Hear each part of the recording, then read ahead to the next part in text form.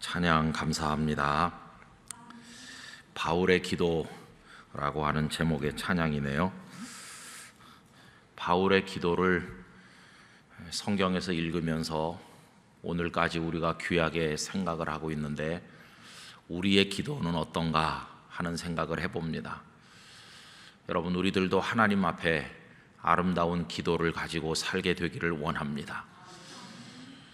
어떤 때는 기도를 열심히 해야 된다, 부지런히 많이 해야 된다, 이렇게 생각을 할 때도 있지만은, 또 다른 차원에서 생각해 보면 우리의 기도의 내용이 조금 더 새로워질 필요가 있겠다 하는 생각이 듭니다. 우리의 욕망이 깔려있는 기도를 아무리 많이 드린들 하나님께서 기뻐하시겠는가 생각이 들기 때문입니다. 더군다나 우리 자신을 과시하기 위한 교만한 기도라면 하나님께서는 물리치실 것입니다.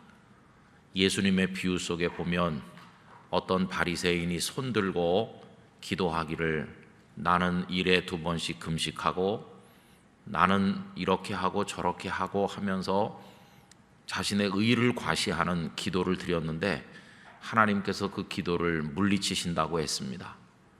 그러나 세리는 가슴을 두드리면서 고개를 들지도 못하고, 주님, 저는 죄인입니다, 이렇게 기도했는데 그 사람이 옳다함을 받고 갔다고 예수님께서는 말씀하셨습니다. 오늘처럼 영적으로 혼탁한 시대에 영락교회 성도들이 많은 기도를 하나님 앞에 드림으로써 하나님과 가까이 하는 깊은 교제 속에 사시기를 바랍니다. 그러면서 우리의 기도가 이 말씀의 원리를 따라서 드리지 않아야 될 잘못된 욕망의 표현은 과감하게 다 잘라내고, 예수님의 기도, 우리 선배들의 기도를 닮아서 하나님의 나라와 의를 구하고 우리가 늘 주님과 교제하기 위한 경건한 기도를 드리게 되기를 원합니다. 그래서 이 기도를 통해서 하나님께로 우리 영혼이 더 성숙해지고 무르익어지기를 간절히 바라는 마음이 있습니다. 방금 전에 이 찬양을 드리니까 그런 소원이 생겨요. 주님, 저희 속에 그러한 기도가 생겨나게 하여 주시옵소서. 오늘 우리가 요한복음 19장의 몇 절을 읽었는데, 사실 오늘 읽은 이 본문은 없어도 되는 겁니다. 왜 그러냐 하면, 우리 지난번에 본 것처럼 예수님께서 십자가에 못 박히셨고, 또 그 십자가 위에다가 유대인의 왕 예수라고 하는 죄패를 붙이고 예수님의 사형이 집행이 되었어요. 그럼 이제 그 다음 이야기가 뭡니까? 그 다음 이야기는 숨을 거두셨다, 이렇게 바로 나가면 되는 거죠. 십자가에 못 박히셨으니까 그 다음에 숨을 거두셨다. 그런데 오늘 이야기는요, 그 사이에 십자가에 못 박히셔서 매달리신 예수님께서 숨을 거두시기까지 그 짧은 시간, 그 사이에 있었던 일이 무엇인가 하는 것을 우리에게 두 가지 이야기를 들려주는 거죠. 그 두 가지 중에 첫 번째는 로마 군인들이 예수님의 옷을 나눠 가지는 이야기가 첫 번째 이야기입니다. 두 번째 이야기는 십자가에 매달린 예수님께서 그 아래 계신 어머니 마리아를 내려다보면서 제자인 요한에게 부탁하는 그런 이야기가 나와 있습니다. 근데 이 두 토막의 이야기는 사실은 없어도 될 것 같은 이야기인데, 이 이야기가 십자가에 매달리시고 숨을 거두시는 그 중간 사이에 있었던 것을 우리에게 보여주고 있는 것입니다. 여러분, 이 이야기가 우리에게 주는 의미는 참 여러 가지라고 생각이 드는데요, 여러분, 똑같은 일도 가슴 속에 남는 것은 좀 다르지 않습니까? 어린애가 눈물을 흘리면서 막 징징대면서 떼굴떼굴 구르면서 소리 지르면서 울었다. 그리고 부모님이 그 아이가 울었던 것을 수십 년 동안 가슴 속에 담아둘까요? 그렇지 않습니다. 왜 그럴까요? 애들은 다 울면서 크는 거다, 이러면서 우리 집 애만 우는 게 아니고 뭐 저 집 애도 울고 뭐 애들은 다 우는 거지 이러면서 별 의미를 부여하지 않습니다. 뭐 거의 매일 우니까 그 의미가 별로 없는 거죠.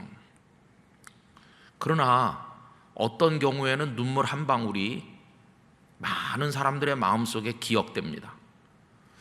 저도 잊을 수 없는 눈물 한 방울을 몇 가지 기억하고 있는데, 그 중에 한 가지를 말씀드린다면, 제가 이제 부목사로 사역을 하고 있을 때 그 교회를 설립하신 장로님이 계셔요. 이 장로님은 평안도 태생이신데 만주에 들어가셔서 독립운동을 하셨습니다. 그리고는 지금의 심양이라고 하는 봉천, 그곳에 서탑교회라고 하는 유명한 교회가 있습니다. 그 서탑교회는 제 마음속에 참 여러 가지로 기억되는 교회인데, 저를 2살 때부터 키워주신 제 어머니께서 서탑교회에서 신앙생활 하셨다는 걸 제가 들었기 때문에 중국에 선교차 다닐 때 일부러 서탑교회를 여러 번 가봤습니다. 지금은 빌딩식으로 예배당을 지어서 성도들이 많이 있지만, 그 옛날 일제시대 때 있었던 서탑교회 예배당이 조그맣게 아직도 그 건물이 보존되어 있습니다. 거기 가서 옛날에 만주라고 불리던 이곳에서 우리 어머니께서 신앙생활 하셨구나, 이런 생각들을 했었거든요. 근데 제가 말씀드리려고 하는 그 장로님은 그 서탑교회에서 신앙생활 하면서 독립운동을 하셨어요. 그리고 서탑교회에서 마지막으로, 그러니까 우리식으로 말하면 해방되기 전에, 일본이 항복하기 전에 마지막으로 서탑교회 장로로 장립을 받으신 몇 분 중에 한 분이세요. 이제 그분이 이제 모택동 세력이 다 장악하게 되니까 중국에 더 있을 수가 없고, 그래서 이제 인천으로 나오셔가지고 서울에 정착을 하셨습니다. 그래서 그분이 그 피난민 몇 사람과 더불어서 시작한 교회가 이제 제가 사역했던 그 교회입니다. 워낙 점잖으시고 믿음의 깊이가 대단하시고 교회를 너무도 사랑하시기 때문에 성도들이 다 이렇게 존경했습니다, 그 장로님을. 근데 제가 그 교회 갔을 때는 이미 연세가 많으셔서 이제는 다 은퇴하셨고, 그리고는 이제 성도들의 존경과 사랑을 받으시면서 아드님 장로님과 함께 사시면서 예배 잘 나오시고 그러셨어요. 그런데 이제 연로하시니까 여기저기 아픈 데가 생긴다 하는 얘기를 전해 듣곤 했는데, 이제 어느 날 병원에 입원하셨다는 말씀을 들었습니다. 그래서 저 천호동 쪽에 있는 어느 병원에 그 장로님께서 입원해 계셨어요. 근데 제가 이제 신방을 일부러 간 것은 아니고 그 주변으로 지나갈 일이 있어서 가다가 장로님이 여기 입원해 계시다고 하는데 내가 한번 들려봐야 되겠다 해가지고 병실을 찾아서 올라갔습니다. 그런데 그 혼자 계신 병실에, 이제 1인용 병실에 계셨는데 갔더니 아무도 안 계신 거예요. 그 며느님 권사님께서 간병을 하고 계셨는데 권사님이 안 보이고, 그래서 빈 병실에 이제 혼자 들어가서 앉아 있는 거죠. 왜 아무도 안 계신가 보니까 권사님이 급한 일이 있어서 밑에 잠깐 내려가신 사이에 제가 간 겁니다. 근데 장로님 뭐 이렇게 해도 뭐 별 이렇게 의식이 없으신 것 같이 그냥 누워 계시죠. 굉장히 위중하시고 돌아가실 시간이 얼마 안 남았다고 병원에서 그렇게 이야기한 터입니다. 그래서 제가 뭐 앉아 있는 게 멀뚱하니까 찬송가를 좀 불러드리고 기도를 해야 되겠다. 그래서 저 혼자서 찬송가를 2장 찾아서 이제 부르기 시작했어요. 머리맡에 앉아가지고. 근데 제가 그 눈물 한 방울을 보았습니다. 찬송가를 1장, 2장 이렇게 부르면서, 그리고는 장로님 이 찬송가가 들리세요? 평생 하나님을 섬기시고 찬송하고 예배하셨는데 장로님 많이 약해지셨네요. 이렇게 하면서 찬송가를 이제 부르고 하는데, 그 장로님의 의식도 없이 누워 계신 것 같은 그 눈에서 이렇게 굵은 눈물이 주르륵 흐르는 거예요. 그래서 제가 느꼈습니다. 말씀도 못하시고 보지도 못하고 그래도 듣는 건 늦게까지 듣는다고들 하시더니 정말 그런가 보다. 그 장로님이 찬송 소리를 들으신 거예요. 그리고 이제 제가 몇 마디 이렇게 하니까 장로님의 눈물 한 방울이 저렇게 흘러서 귀로 들어가는데 그 눈물의 의미가 뭘까? 많은 생각을 해봤습니다. 아마도 그 찬송가 속에서 주님을 생각했겠죠. 그리고 주님을 부르며 파란만장한 인생을 살아오신 당신의 인생의 여러 이야기들을 떠올리셨겠죠.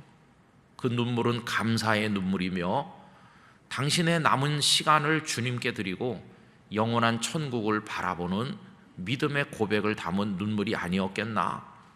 그 장로님의 생애 마지막으로 흘리는 눈물 한 방울이었어요. 그래서 장로님의 이렇게 눈물을 제가 손으로 이렇게 닦아드리면서 찬송가를 부르는데 장로님 숨을 거두시는 거예요. 권사님이 아직 안 올라오셨어요. 저 혼자 있는 그 자리에서 장로님께서 하나님의 부르심을 받았어요. 저는 얼마나 당황했는지, 무슨 휴대폰이 있는 때도 아니기 때문에 빨리 가족이 누가 오셔야 되는데,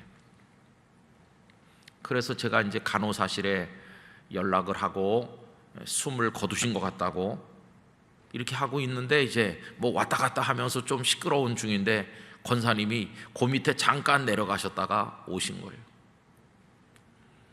그래서 저는 90세가 훨씬 넘을 때까지 사시던 한 장로님의 숨을 거두시기 직전에 하나님 앞에 흘리신 눈물 한 방울을 보았습니다. 주님께서는 그 장로님의 눈물 한 방울을 기쁨의 찬양으로 받으셨을 거라고 믿습니다. 그 장로님도 어린 아이이셨을 때 많이 울으셨겠죠. 그러나 그 어린 아이 때 눈물은 그냥 다 잊혀지는 별 의미 없는 눈물인데, 이 장로님의 마지막 한 방울 눈물은 제 가슴 속에 지금까지도 생생하게 기억되고 있고, 그 아드님 장로님과 며느님 그 가족들 다 모인 자리에서 그 장례식 끝난 다음에 그 가족들 모인 그 가정에 갔을 때 그 아드님 장로님께서 목사님 우리 아버지 숨 거두시던 이야기를 다시 한번 해주세요. 그래서 제가 그 집 일가 친척들 다 있는 데서 이야기를 해드렸어요. 찬송가 부르고 이렇게 하고 기도하고 하는데 장로님이 이렇게 하셨다고. 가족들 마음속에 그게 다 이렇게 기억되는 거죠. 아버지의 눈물. 세월이 많이 지나서 제가 그 교회를 떠나고 부산에 가서 목회를 하다가 또 나중에 그 교회에서 저를 부흥 사경에 강사로 와달라고 그래서 종종 갔는데요. 갈 때마다 그 장로님 가족들을 만나거든요. 그리고 그 가족들이 만날 때마다 하는 말이 우리 아버지 임종을 지켜주신 목사님이라고, 우리 아버지 마지막 눈물을 지켜본 목사님이라고 그 얘기를 하는 거예요. 그러니까 그 장로님의 눈물 한 방울은 그 가족들의 가슴 속에도 직접 보진 않고 저에게 전해 들은 건데 남아있는 거죠. 여러분, 그 눈물이 장로님이 펄펄하게 건강하셔서 사실 때 흘린 눈물 같으면 뭐 그렇게 가족들의 가슴에 깊이 기억되진 않았을 텐데, 숨을 거두시기 직전의 일이었기 때문에 그렇게 기억되는 겁니다. 감동이 되는 겁니다. 여기 지금 짧은 이야기 두 토막도 그렇습니다. 예수님께서 평소에 사역하시고 제자들과 사람들과 함께 어울리실 때 어떤 일이 있었다면 별로 그렇게 사람들의 가슴 속에 깊은 인상을 남기지는 않았을 것입니다. 그런데 예수님께서 지금 십자가에 달려서 말할 수 없는 고통 가운데 계시잖아요. 지금 이것저것 생각할 겨를이 없는 때예요. 이제 곧 숨을 거두실 상황이에요. 그런데 그때 일어난 두 가지 일. 하나는 언뜻 보면 예수님의 의사와는 상관없이 벌어진 일처럼 보이죠. 군인들이 그 옷을 가지는 거, 그거는 예수님께서 가지라고 주지 않았지만 그들이 가지는 것처럼 예수님의 의사와는 상관없이 벌어진 일로 보이고, 두 번째, 마리아를 그 요한이라는 제자에게 부탁하는 것은 예수님의 마음이 실린 일로 보이는데, 사실은 이 두 가지가 다 주님의 마음이 담겨 있는 것입니다. 그 예수님 당신의 옷을 그 군인들이 제비 뽑아 가질 거라는 이야기는 시편에 예언된 내용이거든요. 이미 구약 성경 때부터 우리 주님께서는 당신의 몸, 그 피와 살을 찢고 흘려서 우리에게 주시기로 작정하셨을 뿐만 아니라 이미 그 육신에 입었던 옷까지도 다 주시기로 작정하신 거예요. 한마디로 말하면 우리 예수님은 다 주기로 작정하셨던 것이에요. 그래서 그 몸을 우리에게 주셨을 뿐만 아니라 그 몸을 덮고 있었던 그 옷까지 다 주신 것이에요. 여러분, 숨 거두시기 직전에 당신의 옷까지 다 주신다. 이게 얼마나 마음속에 다가오는 지난 이야기인지 알 수 없습니다. 오늘 말씀에 보면요, 군인들이 예수를 십자가에 못 박고 이제 처형이 집행된 거죠. 그의 옷을 취하여 이렇게 나오지 않습니까? 여기 옷은 하마티아라고 되어 있는데 이게 단수가 아니고 복수입니다. 히마티온의 복수 형태로 되어 있어요. 그러니까 정확히 말하면 옷들 이렇게 말해야 되는 거죠. 그리고 우리 쉽게 이해가 돼요. 이게 옷이 복수가 맞겠다. 왜냐하면 지금 우리도 옷을 여러 개 입고 있잖아요. 바지도 있고 웃도리도 있고 뭐 여기 티도 있고 뭐 여러 가지, 그러니까 옷을 여러 개 입었으니까 복수로 말하는 게 맞겠다 이렇게 생각하는데, 그때 유대인 남자들은 보통 네 가지로 자기 몸을 이렇게 걸치고 보호하는 거죠. 하나는 머리에 두르는 두건 같은 게 하나 있고요. 그리고 이제 신발이 있고, 그리고 허리띠가 있습니다. 허리띠 이렇게 다 묶는 거죠. 옛날에 이렇게 긴 옷을 입으니까. 그리고는 이제 나머지 천으로 된 옷, 이렇게 네 가지가 있는 거죠. 그런데 그 다음에 보면 그의 옷들을 취하여 네 깃에 나눠 각각 한 깃씩 얻고 이렇게 했는데, 우리는 이 규절을 읽을 때 무슨 생각을 많이 하느냐 하면은 옷이 있는데 그것을 네 깃, 네 조각으로 찢어가지고 한 조각씩 가졌다 이렇게 보통 생각하기 쉬운데, 여기 깃이라고 번역된 단어는요, 한 사람 앞에 돌아오는 목 이렇게 번역됩니다. 그러니까 그 두건하고 신발하고 허리띠하고 옷하고 이렇게 네 사람이 하나씩 가졌을 것이다 이렇게 이해하는 거죠. 천을 찢어서 한 조각씩 가졌다기보다는. 그런데 여기와 네 깃으로 했냐 이렇게 묻는다면, 여러분 그 당시 로마 군인들이 어떤 일상의 업무를 집행할 때 보통 4인 1조였다고 합니다. 4명이 한 조가 되는 겁니다. 그 이야기가 사도행전 12장 4절에 보면 베드로 사도께서 갇혔는데 4명이 한 조로 된 그런 조 4조, 4패가 베드로를 지킨다는 얘기가 나와요. 그러니까 4사람이 한 팀이 돼가지고 처형도 집행하고 지키기도 하고 이렇게 하는 거죠. 근데 여기 지금 로마 군인이 4명이 있다는 것을 알 수 있어요. 그래서 4깃으로 이렇게 나눠가지고 한 몫씩 가지게 된 것이죠. 자, 그런데 속옷은 어떻게 했느냐? 속옷은 이렇게 바느질을 해가지고 천조각을 바느질을 해서 만든 옷이 아닙니다. 그냥 처음부터 이렇게 머리를 끼고 쭉 이렇게 입을 수 있도록 한 조각으로 짠 옷이에요. 이걸 갖다가 이제 누가 보통 많이 입었느냐 하면은 제사장들도 많이 입었거든요.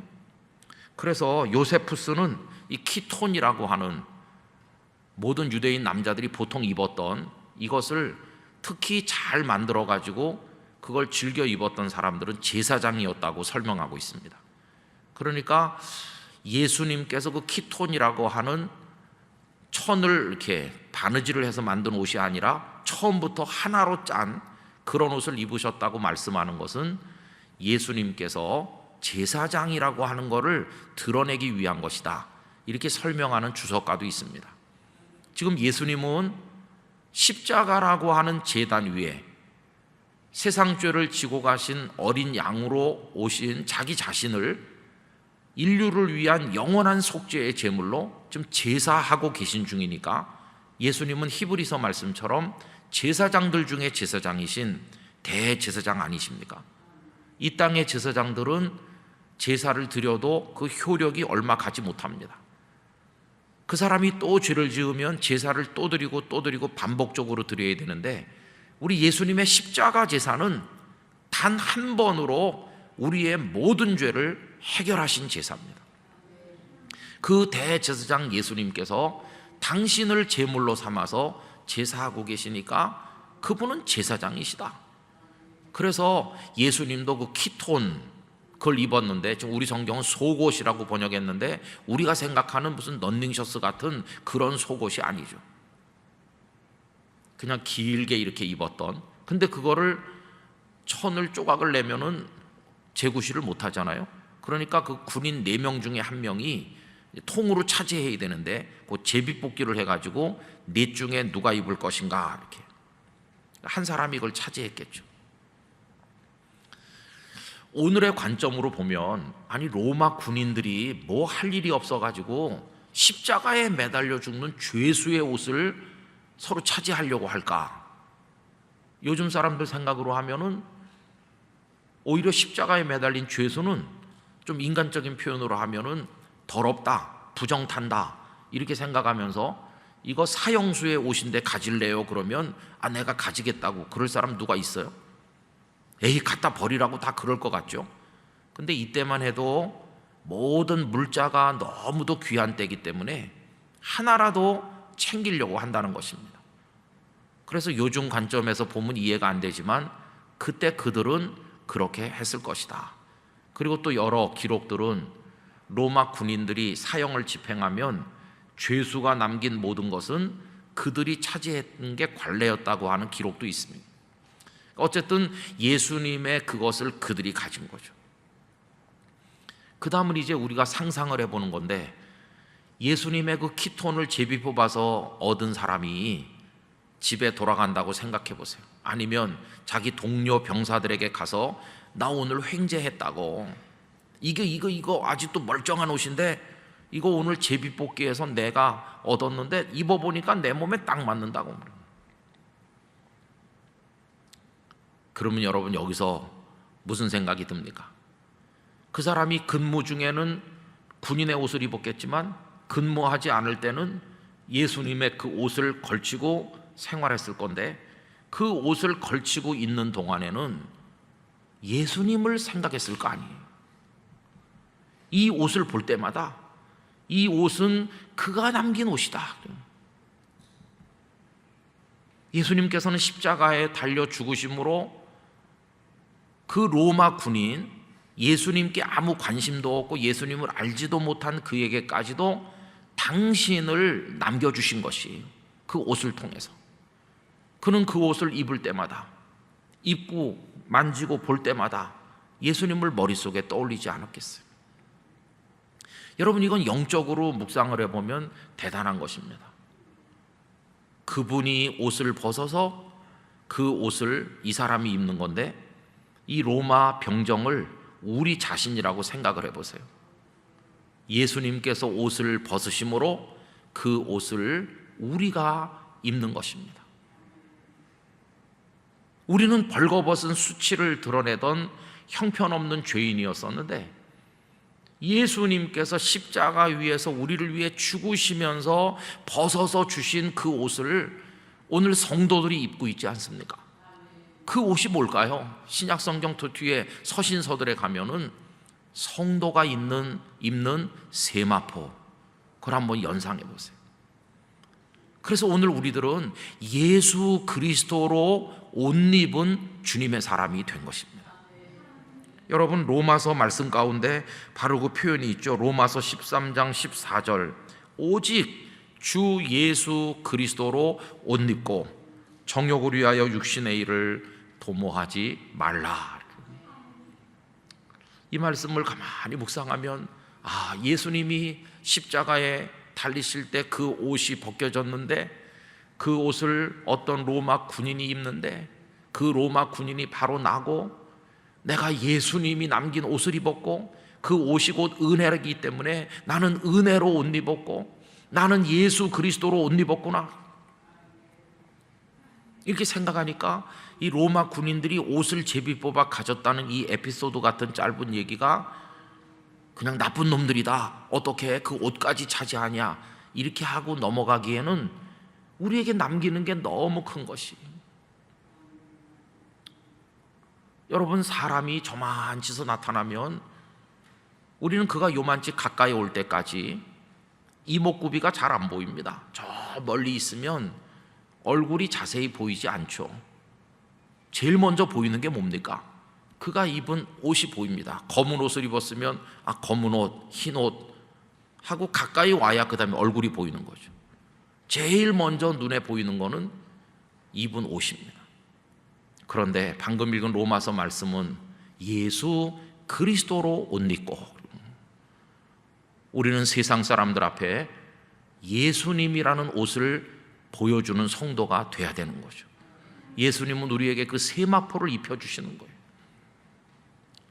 험하고 보잘것없고 누추한 우리의 죄악된 인생이라고 하는 것을 예수 그리스도라는 옷으로 입혀주심으로 세상 앞에 번듯하게 내세워 주시는 것이, 요새는 뭐 그런 게 많이 없어졌지만 옛날에 설날 되면 설날 빔, 추석 되면 추석 빔이라고 부모님께서 옷 한 벌씩 사주기도 하고 그랬잖아요.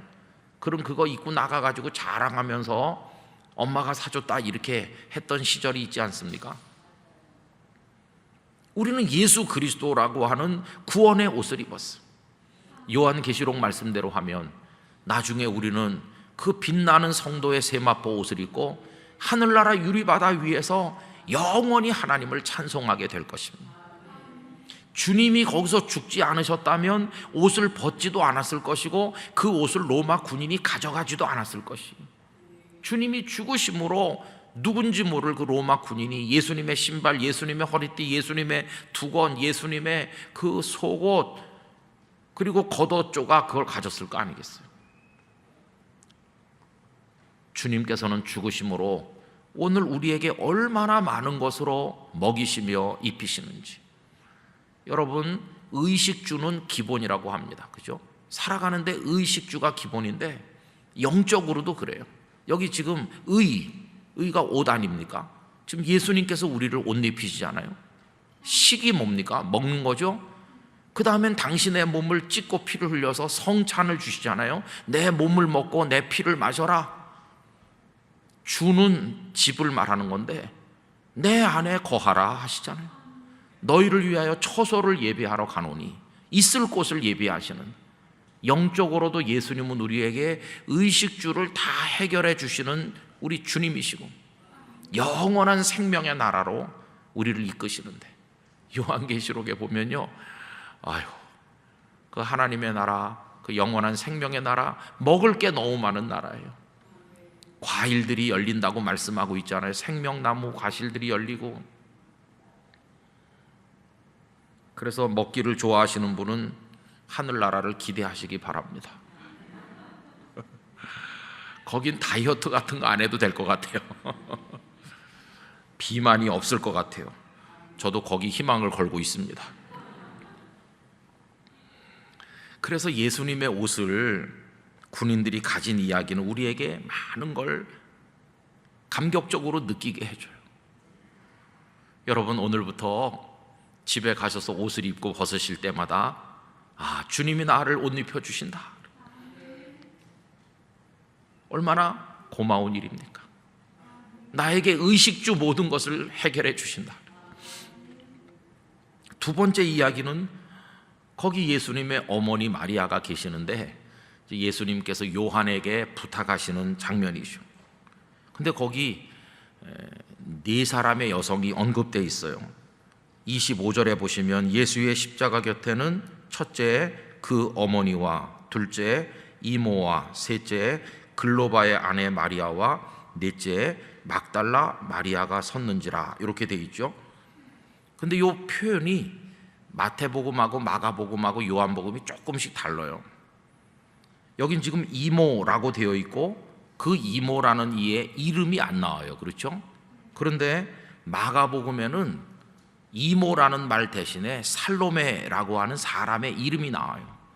그래서 많은 사람들이 그 이모의 이름이 살로메였을 것이다 이렇게 생각하는 거죠. 그런데 마태복음에는요, 살로메라는 이름 대신에 더 재밌는 표현이 나오는데 세베대의 아들들의 어머니라고 나와요. 그러니까 이 살로메가 예수님의 이모니까 마리아의 동생일 것이고, 그리고 세베대의 아들들의 어머니일 것이다. 그 세베대의 아들들이 누굽니까? 예수님의 12 제자 중에 야고보와 요한이죠. 그 십자가 지시기 전에 보면 세베대의 아내가 아들 둘을 거느리고 와서 당신께서 나라를 얻으시면 우리 아들을 하나는 오른쪽 하나는 왼쪽 이렇게 하죠, 그죠? 그럼 지금 예수님께 와가지고 우리 아들 하나는 이쪽 저쪽에 앉게 해달라고 하는 그 여인이 인간적인 촌수로 따지면 예수님께 누굽니까? 이모인 거예요, 이모. 그래서 이모가 조카인 예수님께 로비를 하는 거예요, 로비. 그러면 요한하고 예수님은, 야고보 요한하고 예수님은 무슨 관계겠어요? 지금 제자지만 이종 사촌이 되는 거죠. 그러니까 나머지 제자들이 그걸 다 알았을 것 같은데, 야, 사촌이라고 되게 뻑인다, 그러지 않았겠어요? 그래서 그 어머니가 와가지고 그렇게 청탁을 하는 걸 들으면서 다른 제자들이 분이 여겼다고 그랬는데, 분이 여기는 이유가 다 있는 거죠. 이게 요즘에 우리 사회에 공정을 많이 얘기하는데 이모 백을 내세워가지고 공정이 무너진다고 생각했겠죠. 그래서 이제 많은 사람들이 예수님과 요한은 사촌이었을 것이라고 생각을 많이 하고 있어요. 그럼 예수님께서 지금 어머니 마리아가 십자가 아래에 있는데 가슴이 찢어지는 거 아닙니까? 물론 마리아는 천사 가브리엘을 통해서 아들을 낳을 것이라고 하는 수태의 고지를 받았고, 그리고는 자신이 낳을 아기가 성령으로 잉태된 하나님의 아드님이라는 걸 알고는 있었죠. 그렇지만은 계속해서 예수님이 30살쯤 될 때까지 아들로 이렇게 양육하고 같이 하면서 하나님의 아들이라는 생각보다 내 아들이라는 생각이 더 많았을지도 몰라요. 얼마나 사랑하고 얼마나 귀하게 생각했겠어요. 그런데 그 아들 예수님이 어느 날 나는 이제 집을 나갑니다 하고 나가서 사람들을 가르치고 돌보는데 별하별 소리가 다 들리는 거죠. 사람들이 와가지고 마리아, 당신 아들이 미쳤다고 한다. 서기관들이 하시는 말씀을 들으니까 하나님을 모독하고 미쳤다고 하는데, 그러니까 이 마리아가 예수님의 동생들을 데리고 가서 예수님을 집으로 데려오려고 한 적도 있잖아요. 그러니까 마리아는 우리가 생각하지 못하는 많은 갈등과 아픔 속에서 지냈을 것 같습니다. 그러다가 어느 날 그 예수님이 십자가에 매달려 죽는 거를 이렇게 바라보니, 아드님이 십자가에 죽는 걸 바라보는 어머님의 마음이 어떻겠어요? 그거는 사람의 말로 설명할 수 없는 비극적인 고통 아니겠어요? 그것도 또 금방 숨이 끊어지는 것도 아니고 6시간 동안 매달려서 고통받으시는 건데, 마리아의 온 마음, 온 몸이 다 찢어졌을 거예요, 고통으로. 그 예수님을 낳아가지고 성전에 갔을 때 경건한 노인 시므온을 만났잖아요. 시므온이 마리아에게 뭐라고 그럽니까? 칼이 너를 찌를 거라고. 그 비수로 찌르는 아픔을 이제 마리아가 경험하는 거죠. 근데 예수님은 그 어머니 마리아를 내려다보면서 당신의 온몸이 부서지는 마지막 고통이 지금 엄습하는 그 와중에서도 어머니를 향한 배려를 잊지 않으시는 거예요. 그래서 그 고통의 한복판에서 마리아를 요한에게 부탁하셨어요. 여러분, 오늘 말씀 그 대목을 보시면요, 뭐라고 얘기하십니까? 26절, 예수께서 자기의 어머니와 사랑하시는 제자가 곁에 서 있는 것을 보시고 자기 어머니께 말씀하시되 여자여 보소서 아들이니이다 하시고. 여러분, 여기 왜 어머니 이렇게 안 하고 여자여라고 했을까? 요한복음에는 여자여라고 부른 대목이 조금 여러 번 있는데 이 귀나이라고 하는 것입니다. 이거는 예수님께서 마리아의 아들로 이 땅에 태어난 것처럼 돼 있지만 하나님의 아들이시라고 하는 당신의 입장에서 예수님께서 이제 마리아를 이렇게 높이는 표현으로 귀나이라고 한 겁니다. 근데 27절에 또 그 제자에게 이르시되 보라 내 어머니라. 근데 여기 어머니라고 할 때는 귀나이가 아니고 메테르죠. 너의 어머니다. 육신의 어머니처럼 이제부터 너의 어머니다. 아까 말씀드린 것처럼 요한과 예수님 사이에 그런 인척지간이었다고 한다면 요한의 입장에서 보면 이제는 이모님을 이제 모시게 된 것이. 그래서 정확히 알진 못하지만 제가 오래전에 그 그리스 에베소에, 터키 에베소에 갔더니 그 에베소에 여기가 요한이 어머니 마리아를 모시고 살다가 마리아가 세상 떠난 곳이다, 그렇게 말하는 곳이 있는 걸 들었습니다. 근데 뭐 확인할 수는 없는 거죠. 그랬다는 설도 있고요. 또 하나는 그냥 예루살렘에 계속 있었는데, 요한도 사도행전에 보면 처음에는 예루살렘에 계속 있지 않았습니까? 그러다가 예루살렘에서 그 마리아를 모시고 살다가 예수님께서 승천하시고 한 11년쯤 지난 다음에 마리아가 세상을 떠났다는 설도 있어요. 둘 다 확인할 수 없는 설이니까 나중에 하늘나라에 가시면 한번 물어보시기 바랍니다. 어쨌든 이제 요한에게 부탁하셨어요. 여러분, 당신의 몸이 다 갈갈이 찢겨서 부서지는 고통 속에 있으면서 남을 위해서 이런 말씀을 한다고 하는 게 이해가 됩니까? 아무리 어머니시지만 어머니를 위해서 요한에게 부탁하신 이 말씀은, 예수님은 마지막까지도 오늘 설교 제목 그대로 소홀함이 없으셨다는 것을 알 수 있어요. 어머니를 배려하시잖아요. 미진한 일을 하나도 남겨놓지 않으시고 당신이 말씀하셔야 될 거 배려하시고 준비해 놓으셔야 될 모든 것을 완벽하게 다 이렇게 안배하시고 하실 일 다 하시고, 그리고 우리가 다음번에 생각해 보려고 하는 것처럼 다 이루었다 이렇게 하시잖아요. 우리는 그렇지 못하죠. 우리는 허둥대고 뭐 바쁘고 뭐 힘들고 그렇다고 해서 이것저것 하다가 그거 정말 중요한 건데 까먹었네. 우린 그래요. 우린 소홀한 게 너무 많아요. 근데 예수님은 소홀함이 없으셨어요. 그래서 오늘 이 짧은 두 가지 이야기, 군인들에게까지 당신의 옷을 입게 하시는 그거하고 어머님을 부탁하는 이야기를 통해서 제가 이 말씀을 묵상하면서 느낀 것은, 주님은 우리에 대해서도 소홀함이 없으시다.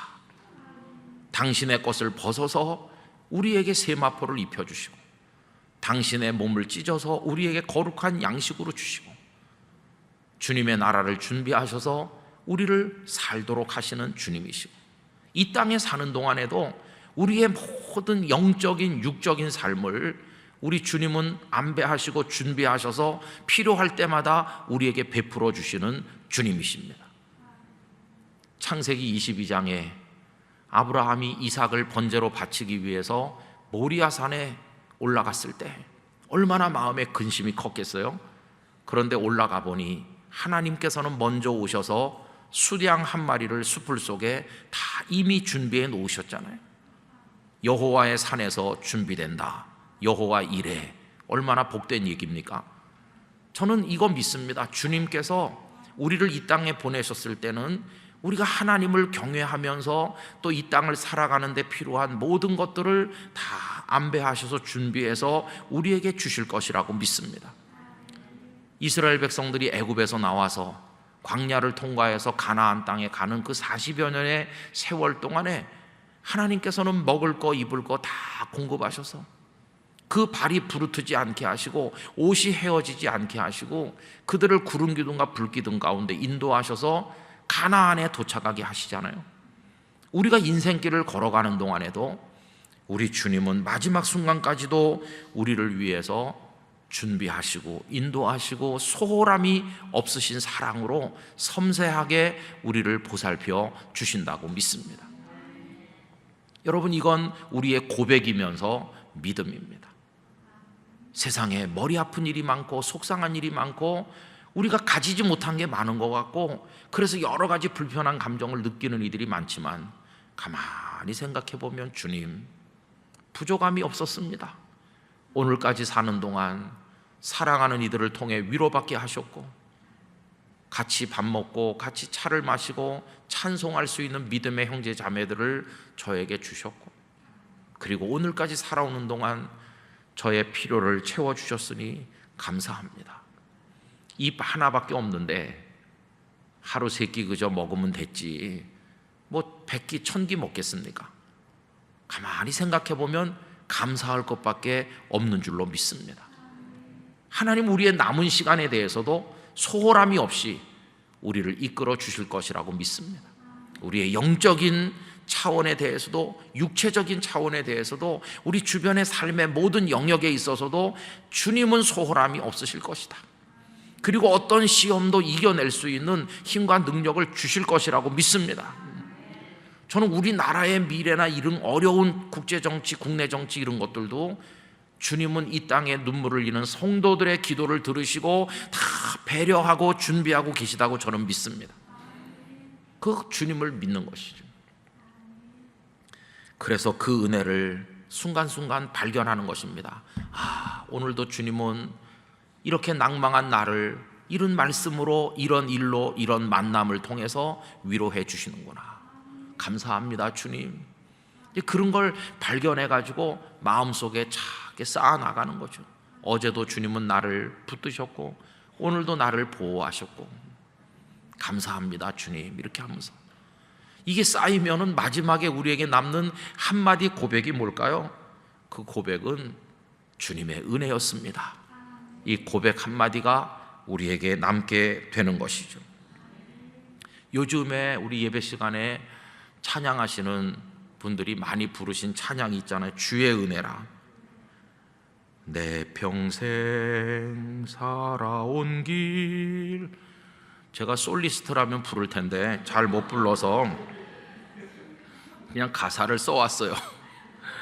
내 평생 살아온 길 뒤돌아보니 짧은 내 인생길 오직 주의 은혜라. 주의 은혜라, 주의 은혜라. 내 평생 살아온 길 주의 은혜라, 주의 은혜라. 다함이 없는 사랑. 달려갈 길 모두 마치고 주 얼굴 볼 때 나는 공로 전혀 없도다. 오직 주의 은혜라. 그 뒤에도 가사가 많이 있어요. 그 뒤에 이어지는 가사는 지금까지 지내온 것 주의 크신 은혜라에서 쭉 이어지고 또 방금 읽은 가사가 한 번 더 반복되고 그렇게 끝나는데 조만간 또 누가 찬양하실 거예요. 지난번 수요 2부 기도회 때 바로 그 찬양이로구나. 여러분의 고백이 되시기를 축복합니다. 이런 고백을 하면서 살고 이런 고백을 내 평생 다 산 다음에 마지막으로 주님의 은혜였습니다, 이렇게 하고 하늘나라 갈 수 있는 사람 가장 행복한 성도인 줄로 믿습니다. 그래서요, 뭐 좀 잘 못 먹어도 감사하고 뭐 이만하면 감사하죠. 속상해 죽겠어 자꾸 주름살 생겨서 괜찮아요. 주름살도 못생겨 보고 세상 떠난 사람도 많은데 조글조글 늙는다는 거는 장수의 복을 받았다는 증거 아닙니까? 머리가 하얗게 새는 거 세상을 일찍 떠난 분들은 하얘 보지도 못해요. 그렇죠? 다 감사한 것뿐이에요. 요즘처럼 하늘이 높고 맑은 가을 날씨 얼마나 좋습니까?